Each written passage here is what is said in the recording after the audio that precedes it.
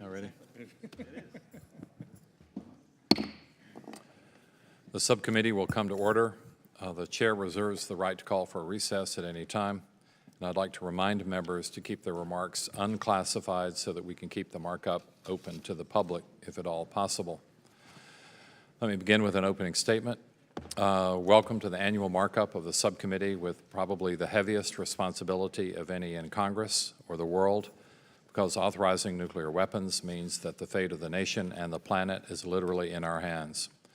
I would like to thank our subcommittee members on both sides of the aisle for their many contributions to the Strategic Forces Mark, because we value their ideas and their priorities. And a special thank you to Doug Lamborn, who, although not a member of the subcommittee, may well have the best attendance of any member here. So, I would also like to thank our indispensable staff, especially Leonore Tamero, Sarah Miniero, Maria Vastola, Grant Snyder, and Zach Taylor, who helped me listen and implement member concerns.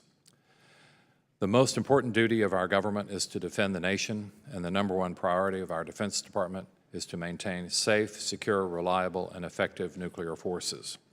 This subcommittee has a long tradition of bipartisanship and continuity commensurate with our heavy and often technical responsibilities. This year, I'm trying to debate more issues at the subcommittee level so that members with the most expertise can, I hope, resolve these issues during this afternoon instead of late at night during the HASC markup next week. But every member has three choices today: do it now, later, or twice. I prefer now and once. The one big exception is the Space Force, which had to be kicked to the full committee due to its broad jurisdictional implications.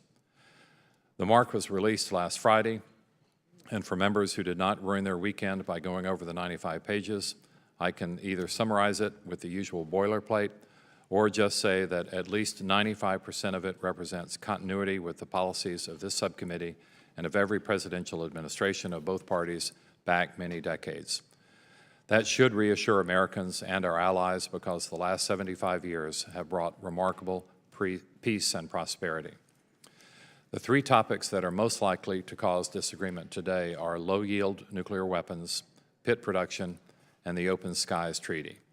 In each case, the mark has chosen the path of bipartisan continuity. Regarding low-yield weapons, the last 60 years of nuclear deterrence strategy was based in part on the U.S. Strategic Nuclear Submarine Force, the most survivable leg of the triad, never being used as a tactical nuclear platform. I hope that members realize that adding a small number of low-yield weapons to our submarines will actually decrease, not increase, our strategic power by subtracting priceless missile tubes and by risking exposure of our submarines to attack. Members know that I am not arguing against low-yield weapons themselves. We already have a large number of low-yield nuclear weapons available and hundreds deployed, but for our air assets, not our submarines. Regarding plutonium pit manufacturing, we prioritize reaching 30 pits per year as soon as possible by 2026. As a recent Institute for Defense Analysis study noted, achieving this goal will be extremely challenging, and that plans to build two sites at the same time may put the entire plutonium effort at risk. We must set up NNSA for a success, minimizing risks and avoiding wasting billions of taxpayer dollars. Finally, as arms control treaties continue to be challenged by this administration, this mark continues long-standing U.S. participation in the Open Skies Treaty. This 1992 era H.W. Bush Treaty has enabled the United States, together with our NATO allies and partners, to hold Russia to account in the face of Russian provocations, such as the Russian takeover of the Ukrainian naval vessel in the Black Sea last year. This mark also focuses on near-term priorities for developing hypersonic weapons in a way that avoids increasing the risks of miscalculation.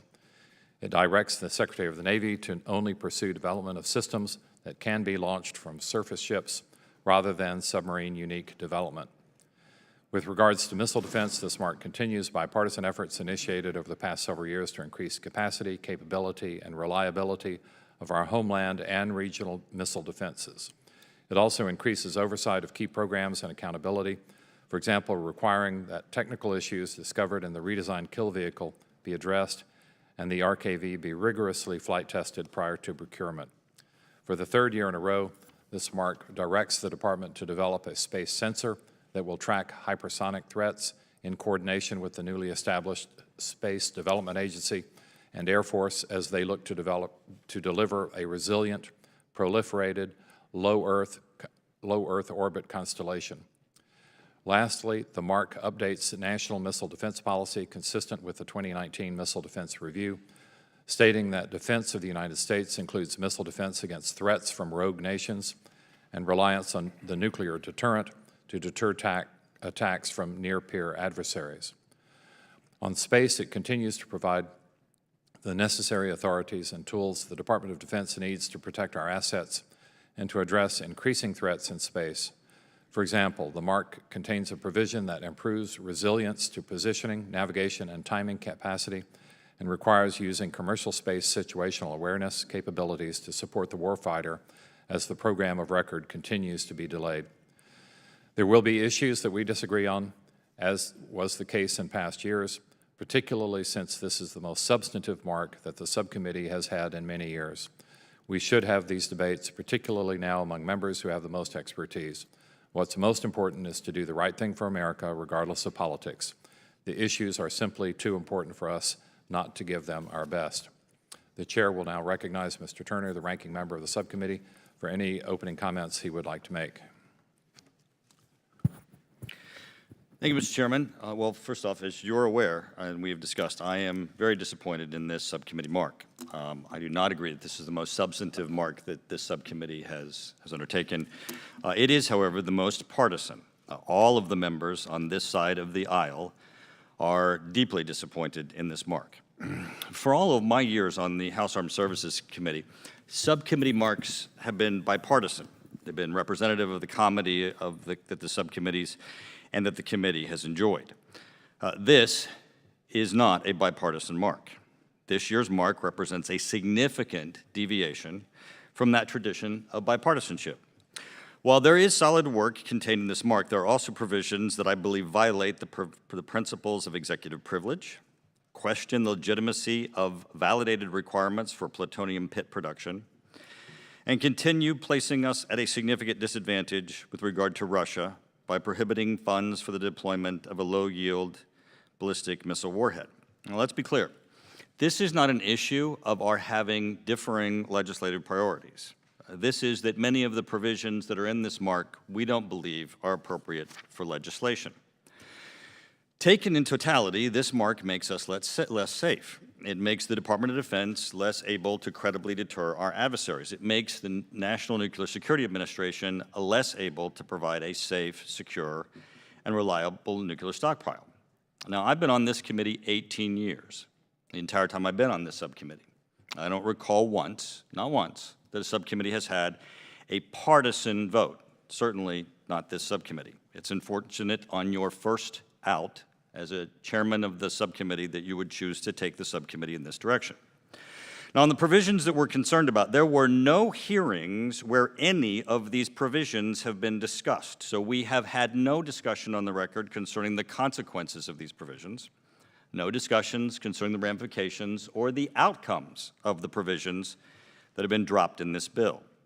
Now, Liz Cheney on our side of the aisle will be presenting an amendment which has the full support of everyone on our side of the aisle. She will be presenting the amendment on behalf of all of us, and no further discussion will need to be had from the members on this side of the aisle. I want to assure you that without passage, there is not one member on this side of the aisle that will be voting for the subcommittee mark, and this will be a first. Now, let me be clear. We do have other concerns besides the items that are in Liz Cheney's amendment. These are the items, though, that are your items and which break the ability for us to have a bipartisan outcome. Now, some of the other concerns that we have also relate to issues that will come before us on the full committee. It goes to the issue of our authorizations and appropriations. We have arrested the readiness of decline most recently, but there is still much to do to rebuild the military. We cannot go backwards. We are asking the military to do three things simultaneously: restore readiness, following the harmful impacts created by sequestration, catch up on modernization that has been deferred, and modernize for the future. 3 to 5% real growth in the defense budget is required for us to be able to maintain U.S. military comparative advantage. To accomplish this, top-line funding commensurate with fiscal year 2020, the President's budget request of $750 billion in national defense discretionary spending is required. We're certainly hopeful as we continue through the debate process and the legislative process that we might be able to hit that goal. So to reiterate, Mr. Chairman, it is regrettable that we are in this situation. This is the first time that I'm aware of this happening, and with that, I yield back. I thank the gentleman. We will now proceed to mark up H.R. 2500, the National Defense Authorization Act for fiscal year 2020. Without objection, the first reading of the bill is dispensed with. Copies of our subcommittee mark and directive report language were made available and distributed to member offices on Friday, May 31st. Is there any discussion or questions on the subcommittee mark? If there is no further discussion, the chair lays before members the text of the I'm sorry. Did the gentleman? I recognize the gentleman from Massachusetts. Mr. Chairman, I just wanted to comment briefly on the ranking member's remarks because I do care a lot about bipartisanship, and I think it's important when we're talking about our national security. You know, sometimes constituents ask me what I wish I would see in my Republican colleagues across the aisle, and I think they expect some comment about climate change or support for women's rights or whatever, but sometimes I just say, you know, I wish that hypocrisy mattered again. And I think it's pretty extraordinary that for the first time that I can remember in this Congress, we're actually talking about being strong and standing up to Russia. That's something I certainly wish our president did. And it's certainly something I wish that my Republican colleagues would support more broadly. I also think that it's interesting we hear about not having any hearings or discussions when we had no hearings on the Republican tax cuts that have given us the largest budget deficit in American history. No hearings on cutting health care access to 20 million Americans. And in fact, we did have a discussion with Secretary Muniz about many of these issues, specifically the ones that were brought up by the ranking member that he disagrees with. Now, Secretary Muniz happens to be a Democrat. He also is an MIT physicist.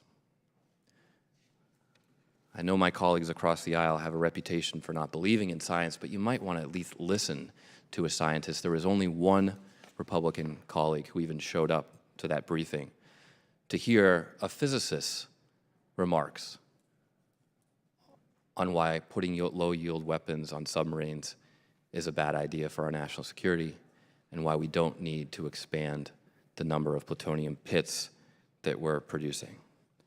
So I think it's just important to keep these comments in perspective as we try to find a way to come together on this mark. Thank you, Mr. Chairman. I thank the gentleman. If there's no further discussion, the chair lays before members the text of the subcommittee mark for consideration. Without objection, the mark is open to amendment at any point. Are there any amendments to the subcommittee mark? Mr. Chairman. Yes, the gentlelady from Wyoming is recognized. Thank you, Mr. Chairman. I have an amendment at the desk. Mr. Chairman, Ranking Member Turner, and our colleagues on the Strategic Forces Subcommittee, we've worked hard together. If the gentlelady would suspend, will the clerk please distribute the amendment?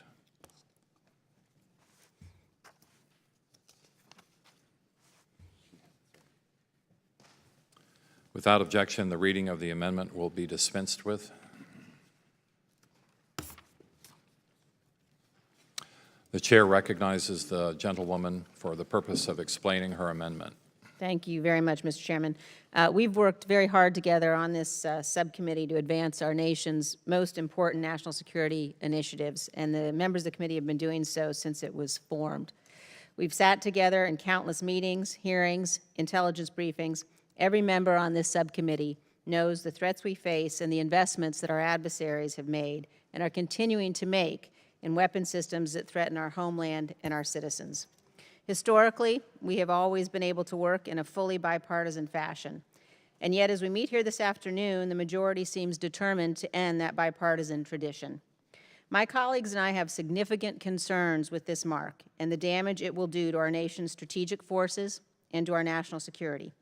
I'm offering an amendment today that will strike the provisions that make this bill a partisan and frankly dangerous proposal, and instead return us to the bipartisan way in which we've dealt with the most serious threats facing our nation. My amendment first would restore the authority of the Department of Defense to deploy the low-yield variant of the SLBM, the W-76-2 warhead. Our adversaries are developing and deploying low-yield nuclear weapons, and the credibility of our deterrence requires that the United States have a proportional response available to discourage the potentially devastating Russian miscalculation if they attempted to escalate to de-escalate. As a bipartisan group of members wrote just last year, quote, low-yield weapons would raise the bar to limited first use by convincing Russia that the risks of such use far outweigh any possible security benefit, end quote. Low-yield weapons are critical to our security because they give us a credible deterrent. Russian confidence that were they to strike, we would have the capability and the will to respond in a proportional manner makes such a strike less likely, not more likely. My amendment also reinstates the STRATCOM requirement validated by experts on the Nuclear Weapons Council that the United States must produce at least 80 plutonium pits per year by 2027. As my colleague from South Carolina, Mr. Wilson, spoke so eloquently yesterday and has worked tirelessly on behalf of this issue, we must ensure that this requirement is met. The NNSA, STRATCOM Commander, and the Nuclear Weapons Council have all confirmed our national requirement to ensure the reliability and surety of our nuclear stockpile is that we produce at minimum 80 new plutonium pits per year. This committee cannot responsibly fulfill our obligations by forcing our nation's strategic forces to operate with pits, some of which will soon be 100 years old. Hoping for the best when it comes to our nation's strategic forces is indefensible. My amendment also removes an underlying provision in the mark that would prevent DOD from taking any action to withdraw the United States from the Open Skies Treaty. We do not say here today or with this amendment that we should withdraw from the treaty. We would note, however, that the Assistant Secretary of State recently testified, the Undersecretary of State recently testified that the Russians are currently in violation of this treaty, and former STRATCOM Commander General Haney testified that the Open Skies Treaty has become a critical component of Russia's intelligence collection capability directed at the United States. I've seen a lot of irresponsible legislating during the last 6 months of the Democrats' majority, but giving 34 other countries the right to overrule an American Secretary of State and Defense if they determine that the United States should withdraw from this treaty is a new low. It is also a flagrant violation of our sovereignty and our Constitution. Finally, my amendment removes a provision that would impose unconstitutional requirements and violate separation of powers with respect to the Nuclear Weapons Council. In closing, Mr. Chairman, I urge my colleagues to adopt this amendment so that we can produce a mark that will make America more, not less safe, a mark that will give us the tools and resources to deter our adversaries. No matter how much we wish for a world where nuclear weapons were not necessary, that is not the world in which we live. Defending the American people requires that we maintain and modernize our strategic forces so they continue to present a safe, clear, and credible deterrent to all who wish us ill. Without this amendment, Mr. Chairman, the underlying mark will send the opposite message to our adversaries. Keep moving forward with your destabilizing policies because the Democratic majority in the House seems unwilling to do what is necessary to keep this nation safe. I urge my colleagues to adopt this amendment, and I yield back the balance of my time. I thank the gentlelady, and I appreciate her amendment. I have to express regret, however, for several of the statements that were made. First, it's a little disappointing to see so many things grouped into one amendment because it's very difficult to address each one within the customary 5-minute time limit. Second, the accusation that this is a more partisan markup, I think, fails to reflect the history of this subcommittee, which was generally to take all issues that could possibly be contentious and to put them at the full committee level, which, as I pointed out in my opening statement, only meant that they were debated close to midnight when members were terribly tired and oftentimes deprived of the expertise that members of the subcommittee have. But aside from those concerns, getting into the substance of each of the amendments, let me take the last one first on the Nuclear Weapons Council. All that we ask is that we be notified after the fact of a Nuclear Weapons Council meeting, and that within 30 days we be given the materials that the Nuclear Weapons Council decided and that on which they base their proposal. Is that too much for a co-equal branch of government to ask for? I think not. That is in no way a radical or dangerous proposal. Second, on open skies, the claim has been made that somehow we're undermining national security. I would like to ask unanimous consent that a letter from the last confirmed Secretary of Defense in the Trump administration submitted last year to Senator Fisher.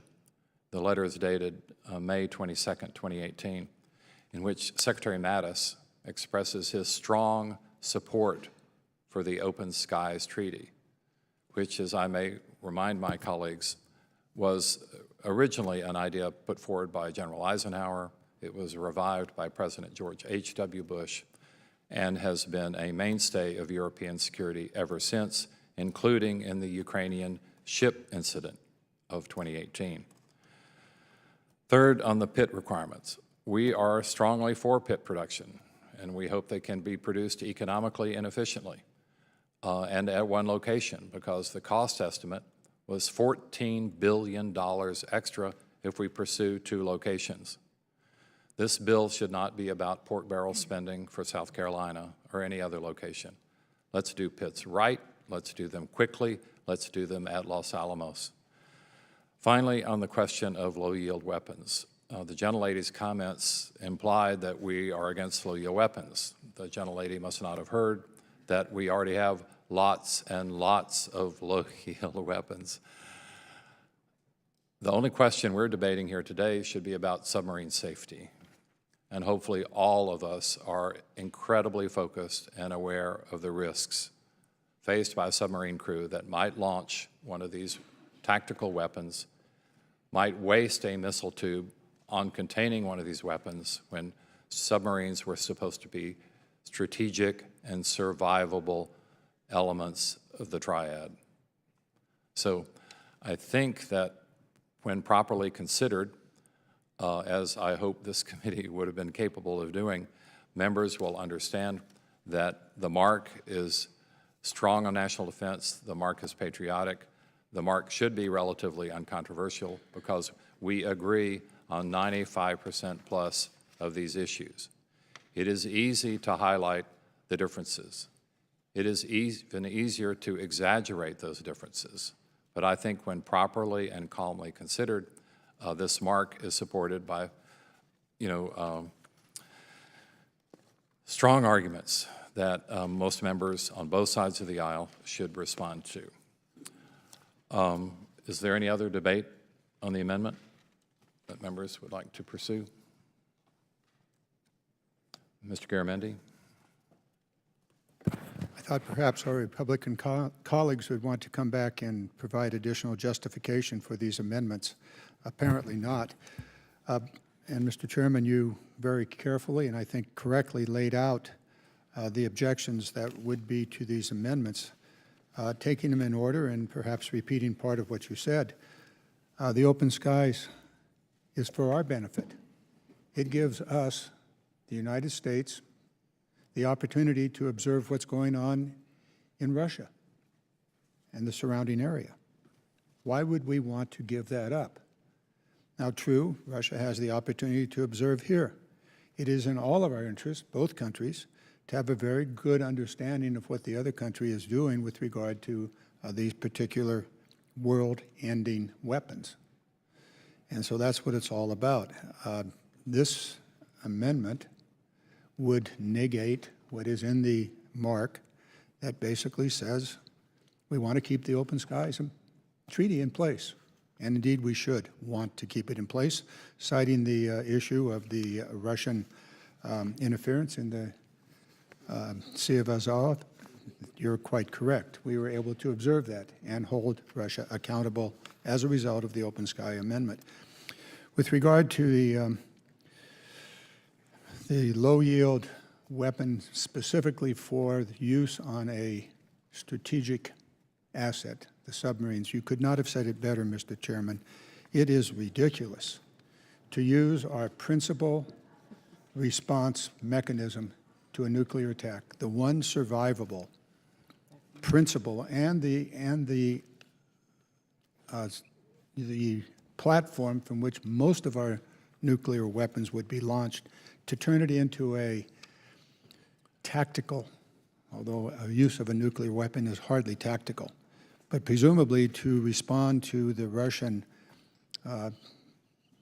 strategy of escalate to de-escalate is foolish at best and extremely dangerous. Why would we take that platform and turn it into a non-strategic platform? Makes no sense whatsoever. And so the mark puts a halt to that. Doesn't stop it, but puts a halt to it, at least so we can consider what it all means. With regard to the Nuclear Weapons Council, I suppose if we want to be mushrooms and kept in the dark, then the amendment proposed by Ms. Cheney would be in order.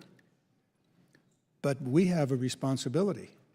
We have a responsibility to know what's going on.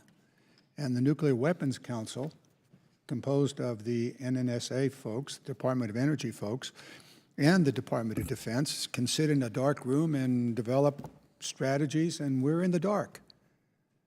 The mark provides us with the opportunity for information that we deal with year after year, every single year, and that is the nuclear weapons of the United States. And, perhaps even more important, what the Department of Defense and the Department of Energy know about our adversaries. What are they doing? We need to know so that we can make an informed decision, and the mark gives us the best opportunity to do that. Pit production. As of today, we have no justification for 80 pits a year. We have not heard, and it is incorrect to say that we have not had hearings on this matter. We have had hearings in classified. We've had some public hearings. And what we're saying in this amendment is that we basically need to know why we are going to go into an extraordinarily expensive process of producing 80 pits a year when there is no justification for 80, or for 40 for that matter. So this would put us in a position to force the NNSA and the military to tell us why. Again, we're not mushrooms here. We should never be in the dark. We should be in a position to gather as much information as possible, as you said, Mr. Chairman, on the one part of the military that is world-ending. This is serious stuff. And the amendments that are put forth by the minority here are inappropriate. And finally, to say that this is a partisan issue, this is an American issue, this is a world issue, and we have a profound responsibility to gather the information. I yield back. The gentleman's time has expired. Is there further debate on the amendment? If not, the question is on the adoption of the amendment offered by Ms. Cheney. So many as are in favor will say aye. Aye. Those opposed, no. No. Mr. Chairman, I ask for a recorded vote. Well, I haven't called it yet. It appears that the noes have it and the amendment is not adopted. So now the gentleman would like to call for a recorded vote. A roll call vote is ordered. The clerk will call the roll. The vote is on the amendment offered by Ms. Cheney. Mr. Cooper, No. Mr. Cooper votes no. Mr. Turner? Yes. Mr. Turner votes aye. Ms. Davis? No. Ms. Davis votes no. Mr. Wilson? Aye. Mr. Wilson votes aye. Mr. Larson? Mr. Larson votes no. Mr. Bishop? Mr. Bishop votes aye. Mr. Garamendi? No. Mr. Garamendi votes no. Mr. Rogers? Aye. Mr. Rogers votes aye. Ms. Spear? Ms. Spear votes no. Mr. Brooks? Aye. Mr. Brooks votes aye. Mr. Moulton? No. Mr. Moulton votes no. Mr. Byrne? Aye. Mr. Byrne votes aye. Mr. Carbajal? No. Mr. Carbajal votes no. Dr. Desjardins? Aye. Dr. Desjardins votes aye. Mr. Khanna? No. Mr. Khanna votes no. Ms. Cheney? Aye. Ms. Cheney votes aye. Mr. Keating? No. Mr. Keating votes no. Ms. Horn? No. Ms. Horn votes no.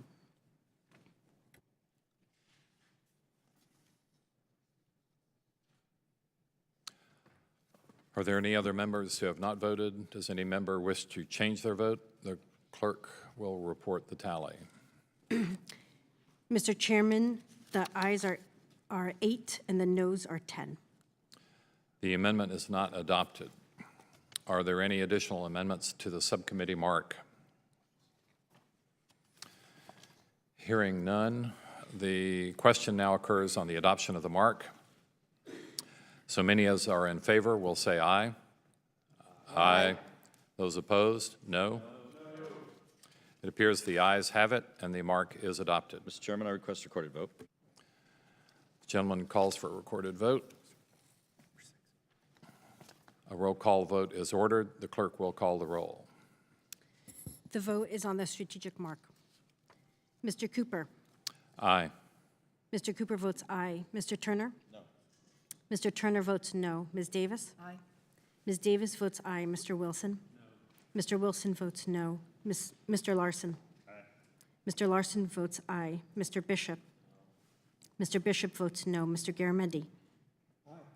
Mr. Garamendi votes aye. Mr. Rogers? No. Mr. Rogers votes no. Ms. Spear? Aye. Ms. Spear votes aye. Mr. Brooks? No. Mr. Brooks votes no. Mr. Moulton? Aye. Mr. Moulton votes aye. Mr. Byrne? No. Mr. Byrne votes no. Mr. Carbajal? Aye. Mr. Carbajal votes aye. Dr. Desjardins? No. Dr. Desjardins votes no. Mr. Khanna? Aye. Mr. Khanna votes aye. Ms. Cheney? No. Ms. Cheney votes no. Mr. Keating? Aye. Mr. Keating votes aye. Ms. Horn? Aye. Ms. Horn votes aye. Are there any members who have not voted? Does any member wish to change their vote? The clerk will report the tally. Mr. Chairman, the ayes are 10, the noes are 8. The mark is adopted. The chair now recognizes the gentlewoman from Oklahoma, Ms. Horn, for the purpose of a motion. Mr. Chairman, I move that the subcommittee report the mark favorably to the full committee. The question is on the motion of the gentlewoman from Oklahoma, Ms. Horn. So many as are in favor will say aye. Aye. Those opposed, no. No. The quorum being present, the ayes have it, and the motion is adopted. Mr. Chairman, I ask for a recorded vote. The gentleman asked for a recorded vote. The clerk will call the roll. The vote is on the motion. Mr. Cooper? Aye. Mr. Cooper votes aye. Mr. Turner? No. Mr. Turner votes no. Ms. Davis? Aye. Ms. Davis votes aye. Mr. Wilson? No. Mr. Wilson votes no. Mr. Larson? Aye. Mr. Larson votes aye. Mr. Bishop? Mr. Bishop votes no. Mr. Garamendi? Aye. Mr. Garamendi votes aye. Mr. Rogers? No. Mr. Rogers votes no. Ms. Spear? Aye. Ms. Spear votes aye. Mr. Brooks?